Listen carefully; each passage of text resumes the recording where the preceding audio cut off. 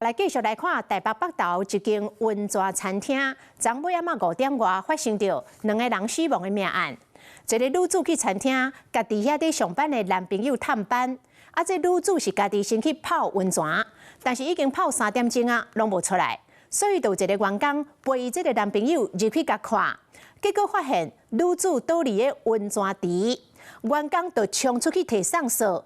搁走转来的时阵，竟然看到伊这个男朋友嘛是倒伫个涂骹，2个人拢救无转来，拢亡生咯。救护车赶紧驶到北投的山区，消防队接到消息，讲有一间温泉已经一对男女已经无开啊。死者是这间温泉餐厅的员工甲伊女朋友，是讲来洗一个温泉，哪会发生意外？我6点半到的吧，6点30分到的就已经封起了。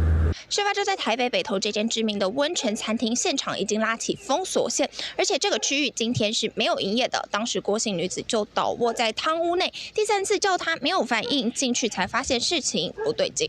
西贵小姐昨下晡去探因男朋友的班，2点半入去的时，3点到4点之间，伊的男朋友甲同事有2摆甲确认拢无问题。不过下晡5点半，同事搁去弄门的时就无回应啊。 然后，这个姓李查甫人做伙入去，才发现讲因女朋友倒伫温泉内，赶紧冲入去甲救起来。同事去提上车，搁转来时，这姓李查甫人嘛无救啊。警方发现讲2个人拢有慢性病。那个泡40分钟就没有办法，空气不好，身体不好有状况了。没有状况的时候，真的很危险。 温泉已经有规定讲，使用时间是40分钟，而且爱2个人做伙。 洗温泉的时候，最主要是伊通风设备，你看好无？哦，因为咱的管当然咱的管汤啊，这种就唔好的，这种危险啦。消防人员检测硫化氢甲一氧化碳的数值拢正常，2人嘛无外伤，初步排除有外力的因素。另外，这个姓李的查甫人本身有心脏病，敢是因为寒流加上温差伤大，又搁看到女朋友过身伤过激动来发生意外。